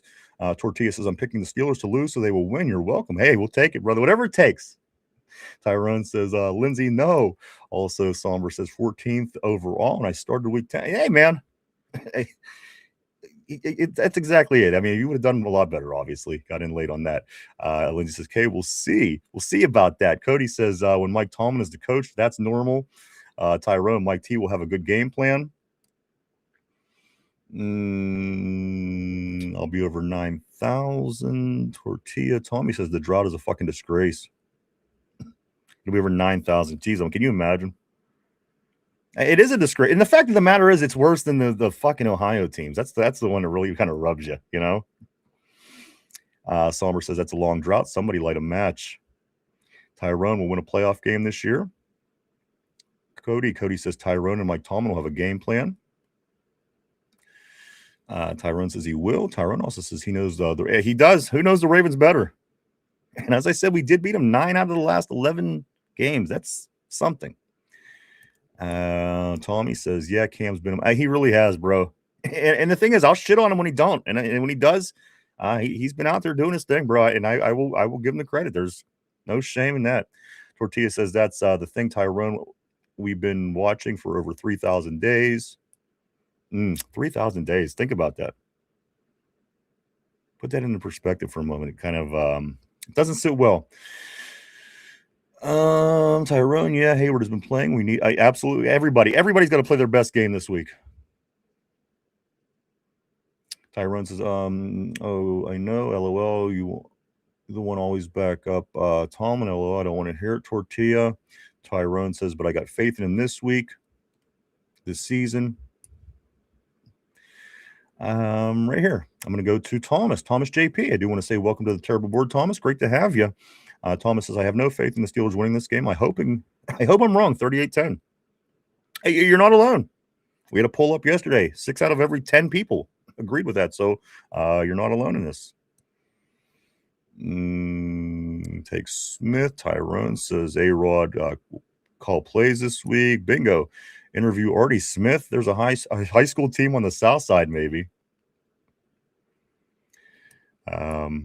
Tyrone, A-Rod, I think so. Like I said, guys, I think we're going to win. I do think we're going to win. I think this thing continues on. I do think that it's the playoffs. This is the playoffs, guys. Say what you want. Steeler Freak says Rodgers will be just as bad, if not worse, next year. Could you imagine? Yeah, I know. And the thing is, yeah. And his numbers aren't the worst. That's the thing. You know, he's the best possible choice we could have made at that particular point. I mean, Sam Darnold would have been nice earlier on, but whatever. Tortilla says, I have absolutely no faith in them, and I have no reason to. We didn't play like a playoff team this year. You're right. Nobody's wrong here. Trevon Diggs released. Interesting. Steeler Freak says Rodgers isn't winning them a ring. Let him walk. Tommy says this. I wish college quarterback prospects were good like originally thought before the year started. Most kind of they did. And a lot of them are going back to school too. I know the kid from LSU. I think he's going back. I think who else? Somebody else. Oh yeah, Manning. He's going back. And the kid that we liked from South Carolina didn't even look that great this year. Lenore Sellers, he didn't look that fantastic either. Cody says this. Cody says, get to the coach. I'm ready. All right, I'm getting there. Very close. Let me just get through some more of these. The last of these messages. Summer says, I'll take Malik over Mac, but I'd put Howard in before both. Steeler Freak says, I knew Malik would pop on every podcast.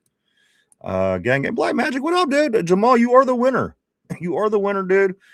You won this week's CBS Pick'ems. You had 12 out of 16 correct. Congratulations, my friend, as Jamal did take the victory this week. Tommy String says this, if we lose Sunday, it's possible to stay drunk until... You know what? If you do, I would suggest, Tommy, to pick yourself up some Duquesne Pilsner. That's right. Duquesne Pilsner made right here in Pittsburgh. The guys over there are very, very kind to us, and they include us in a lot of their promotions. So maybe if you do try to stay drunk until next season, start with the Duquesne Pilsner. Let me see. Let's go right here.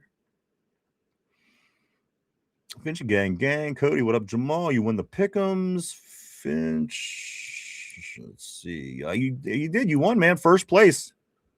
Outright. Nobody. Come on. You won it all. Steeler Freak says any rookie quarterback who must be under the Steelers' current coaching staff will not be successful. Better they wait till they draft one, then waste time. You got an award, Jamal. Finchy, the staff isn't built for building up. You're right. Nor has it been for a long time. As I'm going to get into the just hold on. Cody says you get to talk to us. Jamal, I'm not sure, Finchy, if they want to. Finchy says, Jamal, you had had most of the picks on the CBS Pick'em this week. Cody says, not the best award, but the not the worst award either. Good point. Thank you, Finch. He says, the next two Dukes are on me, boys. There you go. I appreciate it. As always. Tyrone says, Gainwell finna eat like last time. Gainwell only did run for 15 yards last time, though. And his catches weren't that great either. But again, I don't see why they weren't. I just think that DK had such a big game. Might have just been his turn to eat. But again, I think Kenneth does well this weekend. I hope so. Steeler Freak says beating the broke dick Ravens isn't that big of a feat. I know you're not. That's why, again, I think that we win this game. And again, this is the first round of the playoffs. You win, you move on. You lose, you go home. Both teams, we get 2 home games to start the playoffs if we continue to win. Jamal says, couldn't ask for anything more, my friend. Also, Tortilla says, damn, the fuck going on with the Diggs family. Somber, crazy with a week. So many upsets. Come on. The NFL 2025, we're surprised by the upsets anymore. I don't know. Something is fishy. Just saying. Bad days to be Diggs. Also, bingo, college kids staying because they make more money. Right? They're making more money in college than a rookie contract. It's unbelievable what's going on out there. Tyrone, TJ Watt with the strip sack. Welcome back, 90. Thank you, Finch. Greatly appreciated on that. Kenneth, what's up, brother? Always great seeing the great Kenneth Jones on the terrible board, as always. Shower beers, Cody and them shower beers. Is that how it's spelled? I've been spelling it like Duke. It is Duke, Duke, like the college Duke. Let's see. I do think that we are all caught up here. All right, guys, let's get into some Mike Tomlin talk. I promised you this, and I'm not going to let you down. Let's get into it, guys. Let me find where I was looking at right about here. Let me see. I had something good. I'm going to start off by saying this. Adam Schefter, I don't know if you guys heard. Adam Schefter yesterday on the PMS show says this. It's in the realm of possibility. Adam Schefter, this is the guy we turn to for all of our injuries and all the important information. Adam Schefter says this on the PMS show yesterday. It's in the realm of possibility that Mike Tomlin leaves the Steelers with a loss and goes and does TV next season or coaches elsewhere. Again, speculation, just throwing out this maybe. But again, coming from Adam Schefter, there is something you might say, oh, you know what, he might have more inside scoop. Maybe he's just thinks it's a better possibility than a lot of us. Like, whatever it is, Adam Schefter says it's in the realm of possibility that Coach T may, Coach T leaves the Steelers with a loss and does TV next season or coaches elsewhere. I think it should play out like this.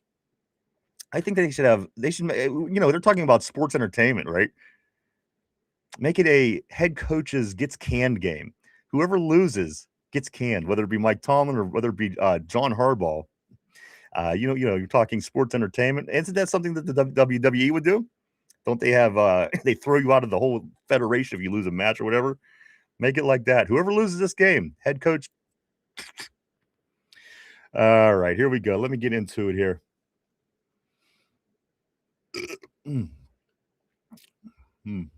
All right. I think you're going to like this.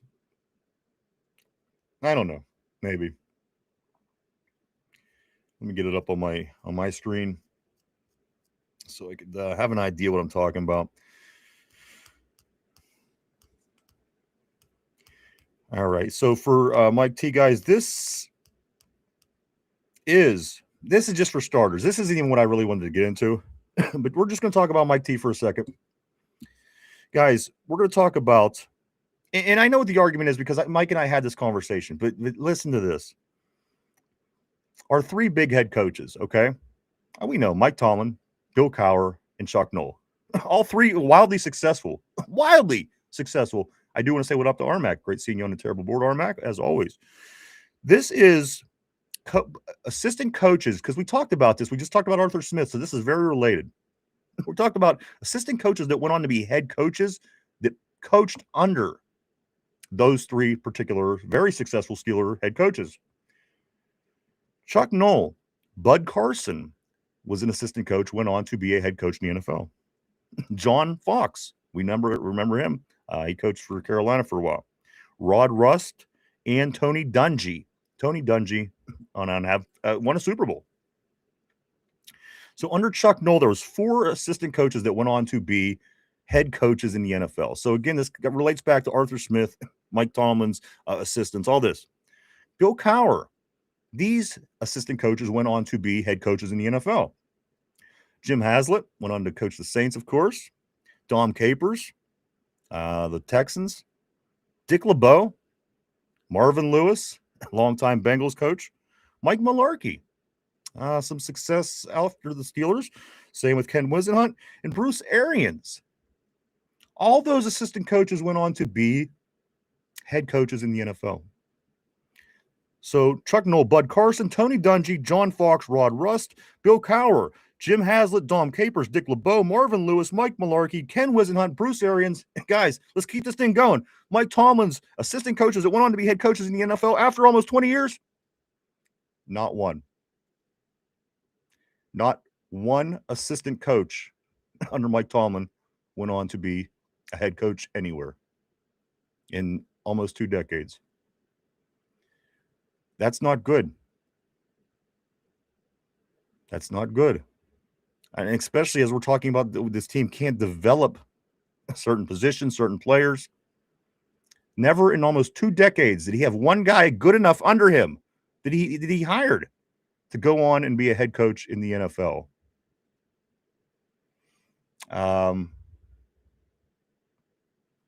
Come on. That's point one I wanted to make. 0. And he coached longer than both of these guys. I think I don't remember what it was that I know that him and Noah were close at this point. But again, a lot more under the other two guys. 0 head coaches from Mike Tomlin. Again, 2 decades. I got more. People love this one, so I'm gonna stick with this, and I'm gonna talk about it briefly. These are the differences between Coach Cowher in his 12 seasons without Big Ben against Mike Tomlin's 15 seasons with Big Ben. All right? Get this.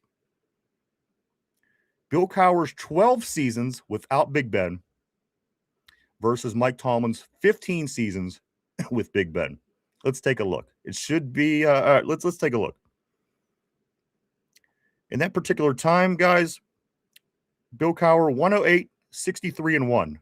Without Big Ben, Bill Cowher's teams 108, 63 and 1.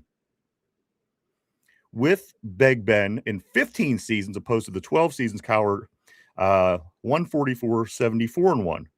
So, there's considerable amount of wins, but still both of these coaches up over 100 both over 100 I'm sorry, what am I looking at? Over 100 wins. Division titles. Bill Cowher's 12 years without Ben, 7. He won 7 division titles in the 12 years that he didn't have Ben Roethlisberger.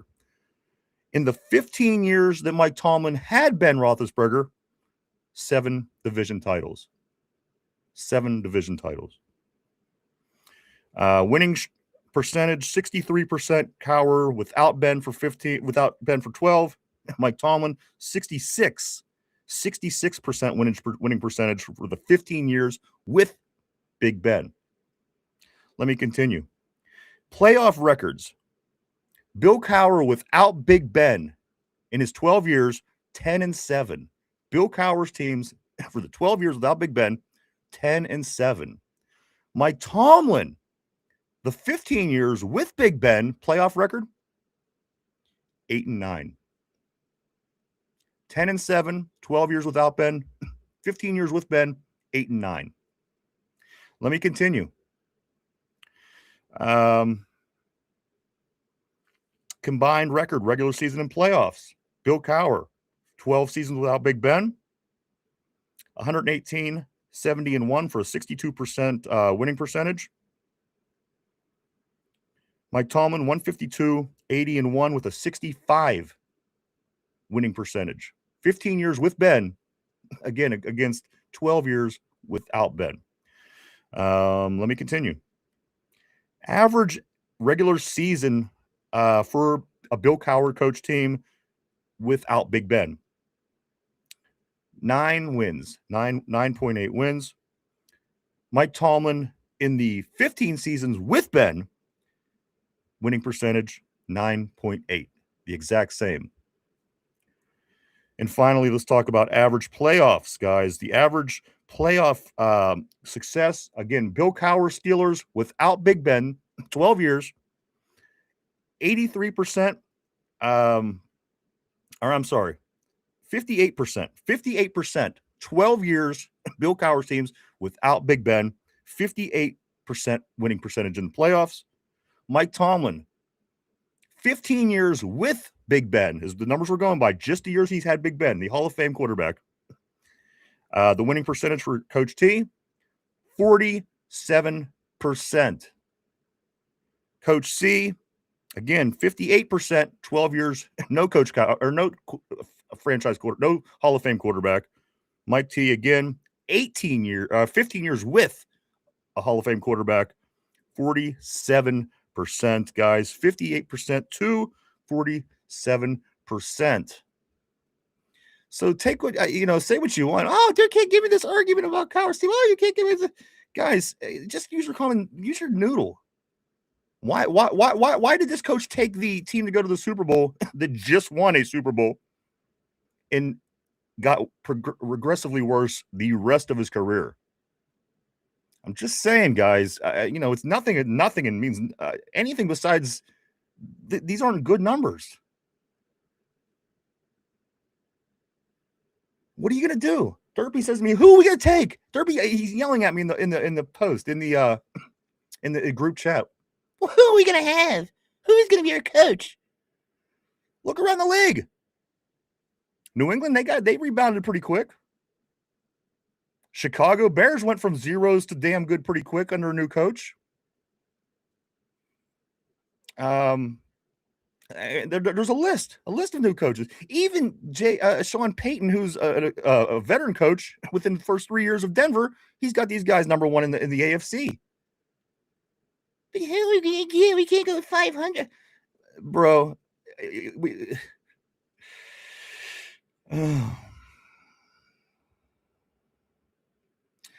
I do know that we are rounding third. I'm getting a message from Mike. Also, there's something with his computer, so I am going to try to kind of get to where we need to be at this part of the show here real quick. Let me grab some of these messages.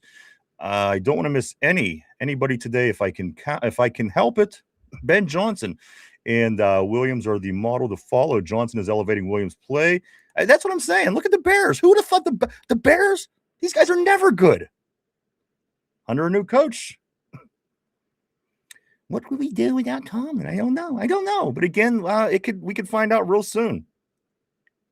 We can find out. Again, who knows what the hell is going to happen if they don't win this game on Sunday. Again, 4-1. The Ravens were 1-5 to start the year. Again, three games left. You have a 2-game lead and a tiebreaker. And we shit it all away. I don't remember this happening when I was growing up with the teams that I watched. And I'm sure people in the 70s didn't remember with other teams either. Again, let's move on. 24 is the GOAT. Finchy says, Mike, can you please post a link? Yeah, not right now. We're going to worry about that when we're not doing a show, Finch. Come on. Kenneth says, I can't even watch his press conference anymore. He talks like he knows his teams in and out, but and we don't. Exactly. How many times he tells us things like, don't worry about it. We got this. And we don't got it. Again, I don't have a problem with him as a person. None at all. I just think that these numbers speak for themselves, and I'm tired of it. And I'm ready to win football games. I don't know about you guys. Thomas says 0.5%. Tomlin won't be here next season. What's up, Thomas? I do want to say welcome to you on a terrible board. Tyrone says a must win. And Miss Pittsburgh says, I heard that. I heard you going to step down if we don't win this. Yes. I mean, who knows? He might go to work in TV. Who knows? We could find out real soon. Again, guys, Steeler freak, I'm tired of blaming Tomlin. It's all in the Roonies at this point. I mean, but these numbers are pretty convincing, though, John. You know what I mean?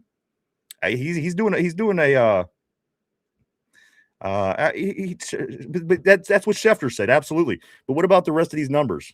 What about the rest of the what I put forth? When you're going by numbers, that's all you have to go by. Cody says, Jamal, I see you. Finchy says, yes, freak. Definitely on to something there. Johnson is a good developmental coach like Andy Reid or Tony Dungy. Armax is gatekeep. Go right here. BWHNT. Former players have been saying it's been rigged. I know, but we keep ignoring them. They're crazy. Are they? Have you seen what's going on in this league?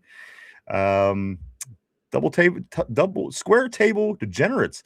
He says, I'm a Brown fan. That game was 100% rigged. The Steelers did not let Garrett get that record, and it showed. Not complaining. But you're right. And you know what? You sound like a smart person. It's just a level-headed guy. And again, I'm not going to blame it on that, but you got to be crazy to say that these things aren't happening. And that's why I do make a point to say it's not just my team I'm talking and defending. It's around the league, and I feel bad for your team when it happens to your team as well. So I thank you for your message. I really do on a terrible board. I do want to say welcome to Square Table Degenerates. Steeler Freak says, Finchy, I'm smoking weed. Call a truth serum today. My Steelers heart doesn't like what my brain knows, in fact, is fact. Tortilla, I hope we lose so we just tear it all down and rebuild for real. Suck for a year or two and get a quarterback. But I mean, how many times can we do? How much further can we kick this can down the road? I'm through with it. This is a ridiculous. Again, the longest playoff drought in the division. We have the Browns and the Bengals in our division. 3,269 days since we won a playoff game, guys. Tortilla says this shit is the song that never ends. Are you right? I don't need to watch just to get exposed. Yet again in the wild card, Tortilla Finchy, yo freak, you need a smoking buddy. I could use some truth serum. You are heading out to Vegas. Uh, Steeler Freak says, I will point out that Noel and Cower would have strokes trying to coach today's players. Tallman deserves credit for that. However, the NFL left his philosophy behind. Tyrone, Ben said it. Big Ben carried. Big Ben was he's a Hall of Famer. It don't matter. You know what I mean? Thomas JP, I do want to say, he says all that matters is, hey, right? How stupid. What a stupid idea. You know, and that's what gets people by every year. Well, we still haven't had a losing season. Well, who cares? We're not doing anything. You're basically showing up is what you're doing. Tallman playoff record is what matters to me. F the regular and you know, and go back to those numbers as well. Regular season or playoffs. Clower with no Big Ben, 58% in the playoffs. Tomlin with Big Ben, 47% in the playoffs. Tallman in the gambling ring, Tortilla, Tommy, damn random stats just confirmed the Tallman. It really does, and that's why I wanted to bring him up, because if I don't, people are going to sit there and say other shit that's not true, and I'm sick of it. Again, if these people in your life are being hateful, you got to get around different people. I don't have people talking like this in my ear constantly. That it's the coaching. The coaching's terrible. The numbers are terrible. Rooney 2K Phil says that's why I can call him Teflon Don. Sucks. Steelers keep letting the bullshit slide. Tyrone, let's just focus on this game, guys. Nothing else matters. Mike Tomlin for life. Lindsay says this entire week has been nothing but BS. Don't have a good feeling. Tommy, I just want teams to actually dread playing us again. It was great for the past 50 years. Tortilla, we aren't going to stumble upon a good team. We're going to have to build on our own. Danny Smith, the only one who could stay. And then also Jay John. I do want to say welcome back to the show. Jay John says, how about Shador Sanders? Thanks for passing on a legendary quarterback for a fossil. Everybody, the thing is, who can you blame for the passing on Sanders? Everybody passed on Sanders. I refuse to take blame for that. They wanted to set example. The guy had his own throne at the draft. I'm not against what happened. I hope he has a great career. Moving forward, fantastic. Good luck to you. But again, at the end of the day, the guy had a throne at the draft. I was okay with him falling down the board. Get one more. We got to start wrapping things up. I'm getting messages from beyond. Tortilla says we'll either scrap it, start over, continue this, either stay mid forever or suck, or just flush out the old regime and bring in the new one. And John says the move was there for me. I think Flores is head coach with the new. I like Flores with no problem there. Innovative OC would have been the answer. Tell the new OC to go QB grocery shop in that way. No one else could cry about other issues. Tyrone, Lindsay, TJ be back. We're good. Guys, we are going to get into the trivia of the day. How well do you know your opponent? How well do you know your enemy? This is the Baltimore Ravens week. Again, guys, Ravens week, biggest game of the year. Playoff start this week. You win, you move on. You lose, you go home. Both of these teams, we have a chance for two home games to start this playoff run, guys, and it all starts Sunday. And today we're going to start with a Ravens trivia question. Put on your thinking caps. Everybody on the board, everybody at home. Here we go. Question of the day. Who was the Ravens' first ever starting quarterback? Who was the Ravens' first ever starting quarterback? Thinking 30 years ago. Take a minute to think that through, guys. We're live 5 days a week right here, Monday through Friday, 11:30 a.m. to 1:30 p.m. every day right here on the tube. Except for this week. We will be off on Thursday for New Year's Day. Of course, we'll be back Friday at our regular time. But we'll be here tomorrow. Guys, question of the day. Who was the Ravens' first ever starting quarterback? The first ever. The Ravens started a team in 1996. They left Cleveland, started a team over in Baltimore, the Ravens. Who was their initial quarterback? Finchy saying Vinny on the board. Jamal, Bingo saying Joe Flacco. Throw up your guesses, guys. Finchy continues to put Testaverde up there. I think that he's pulled it up on his computer. He's just spelling it correctly now. Edgar Allan Poe, Tortilla, Bob Marley, Steeler Freak. You guys, so close with these picks. Tommy saying Vinny as well. One more time, guys. But before I do this, do be sure to go check out our website at www.the2dumyinzers.com. That's www.the2dumyinzers.com. A lot of cool stuff over there. Mike does put a bunch of work in over there, guys. There are Mike's dumb thoughts. There's also links to every one of our 879 shows, also contact information, and even a merchandise store. If you think this logo next to me is sharp, go check it out, everybody, at www.the2dumyinzers.com. Trent Dilfer was not bad, not a bad guess. Jamal on the board. Interceptiverdi, Tommy is saying, guys. Question of the day. Kenneth says, I don't even care about them Ratbirds. I don't know. Don't ask me these questions. Question of the day. Who was the Ravens' first ever starting quarterback in 1996? Yes, I'm old. I graduated that year. The answer, guys, is in fact Joe Biden. Tortilla says, I looked it up. It was Joe Biden. The fact of the matter is, guys, the correct answer is Vinny Testaverde. And a matter of fact, I think his very first pass was a pick six to Rod Woodson. If I'm not mistaken, you can look at me out, check me out on that. I think it was a 31-17 win, or 34 or 31-17, one of them two, 34 or 31-17. And I think the first pass the Ravens ever threw was a pick six to Rod Woodson. I think you can check me out on that. I could be wrong. I don't think I am, though. But that is the answer, guys. Vinny Testaverde, the very first quarterback of the Baltimore Ravens, and we'll be going against that team 30 years later this Sunday in the first round of the playoffs, if you will. You might as well call it the playoffs. It is the playoffs. You win, you continue, you lose, you go home. There's 5 potential games left for the Pittsburgh Steelers. How many in a row can they win? It's the gauntlet, guys. The time is here. We waited all offseason, and it came. We waited all season, and it came. Here we are, guys. We are on the brink of the postseason this weekend. It all starts off Sunday night on the North Shore as the Ravens come to town. The hated Ravens come to town to take on our Pittsburgh Steelers. The winner goes on. We'll have details more on that after because, again, that 5th seed, who knows? Who knows who's going to land in the 5th seed? So a lot of things, guys, still to happen in this NFL football season. Go check out our social media, guys. We're all over social media. You can start at Facebook, go to X, formerly known as Twitter, Instagram, Threads, even TikTok. Go over, hit the follow button. Keep up with what the 2 Dum Yinzers are up to on a day-to-day basis. Also, if you haven't hit the like button yet so far, down below, hit the like button. Share, sub, and even comment, if you will. It all helps us out on the algorithms. We appreciate it all greatly. Thank you so much, guys. I do want to say this as well. I kind of already talked about it, but guys, I know that this is going to be a good weekend for drinking. With our Steelers games on the line, the season's on the line. You might want to stop and get yourself a case of Duquesne Pilsner, guys.